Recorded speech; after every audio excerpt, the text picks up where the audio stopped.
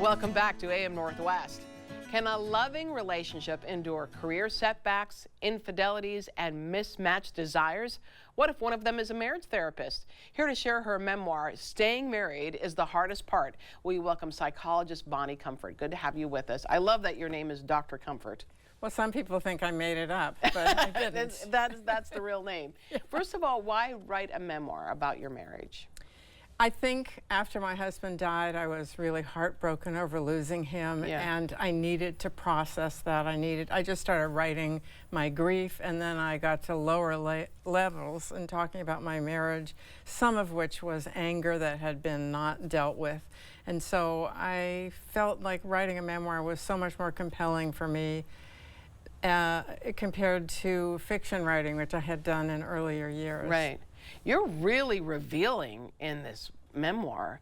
I mean, you talk about when you first meet Bob, you first meet him at a party, and he comes, when you guys go on a date, he comes to your place, and he's really not all that handsome. No. He's tall, but he's not all that handsome. Right. And even on the first date, he says something negative to you about what you're wearing. You're more like boho, and he wants something more sexy. Yeah. And you see that now, looking back, as a red flag. But right then, you said he apologized for it, right? For saying something kind of rude. Yes. When you look back on that, was that a signal to not date him anymore? Well, it was not, because I was so drawn to his willingness to be vulnerable and to say immediately, I'm sorry I hurt your feelings. And so that to me instantly repaired what seemed kind of critical and insulting to me. And that there were other red flags, but that one wasn't one. And the next morning when he called and he said, I think I had a wonderful time last night, and I think I'm going to fall in love with you, and don't break my heart. I was so deeply touched. Whoops, I don't know how to touch that. That's okay. Yeah. And then going forward, you fell in love with his personality. He had a great personality. He was in the entertainment business. It was fun to be around him. You get married. Your folks approve. Yes. Yeah. And this is Bob right here. Tell me about this picture, because it means a lot to you. It does.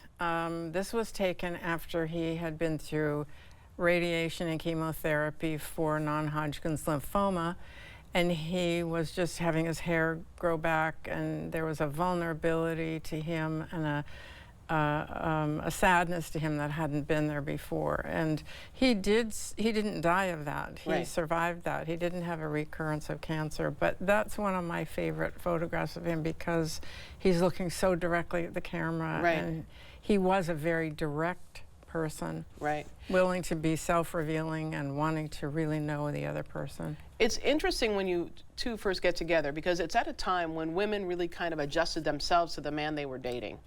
You adjusted yourself to Bob. I did, even though, you know, I was 32, I'd had long-term relationships with other men, and I was fond of the women's movement, and I was more assertive. Yeah. But that old training from my mother ran deep. Yeah. You changed the way you dressed. You changed what you did. You loved photography, but he loved photography, so you didn't want to do it because he was doing it. There was a lot going on there. You ended up being supported by him in the end, right? I did, but I was indeed taking a back seat to him. He was charismatic. It was, you know, he could hold a room full of people at rapt attention and make them laugh all the time. And, you know, I was sort of in the shadow in that way, happy to be there, happy to be with him in spite of that. But it took years for me to kind of regain my personal power and be able to say no to him and to feel more like an equal and demand that from him. You learned a lot through all of this, and as a marriage therapist, this is perfect. But what would you suggest? Like, do you have any tips for folks who are, you say, the whole title of the book is Staying Married is the Hardest Part. So it is hard, but what would you say looking back? Tips for people who maybe are thinking about getting married, but they see some red flags. Well, that's different. If you are in the brink and you can change your mind, it's good to pay attention to the red flags and really think deeply.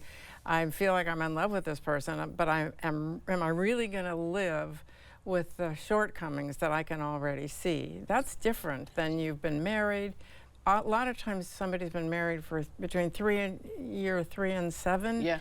They begin to know who this person really is and how you don't fit together so well, and the ways that you're incompatible, and you don't like some things about that person. That's when you start getting a bumpy road, and you have to think about it differently. I mean, people go to a marital therapist and try to work it out.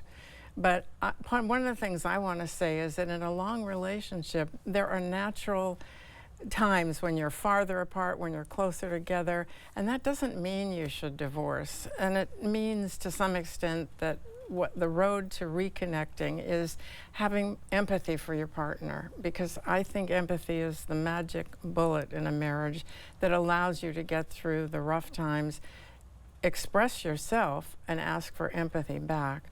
But being in harsh, critical, kinds of conversations with each other is very destructive. You two suffered a sexual incompatibility, and it was really devastating for you. I mean, you felt like he didn't love you just the way you were.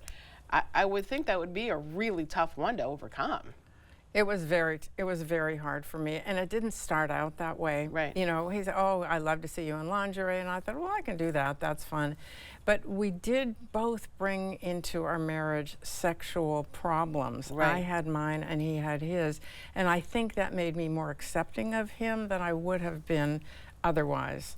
So, as things went along, what happened was not so much that issue as that he shut down sexually altogether, because Hollywood was very difficult for him. He was a profoundly wise and sensitive writer, and television executives didn't necessarily want that kind of thing on the air, and so he became very depressed. And when he became depressed, he shut down sexually, and this went on for months. Yeah. And so I would nag him, I would complain, I would ask, and he started saying to me, "Look, I'm doing the best that I can. Why don't you just go out and find it somewhere else and don't tell me about it, and don't do it with any of my friends?" And I said to him, "That's not a solution. Yeah. I know Yeah. about marital therapy. That is not a solution to our problem."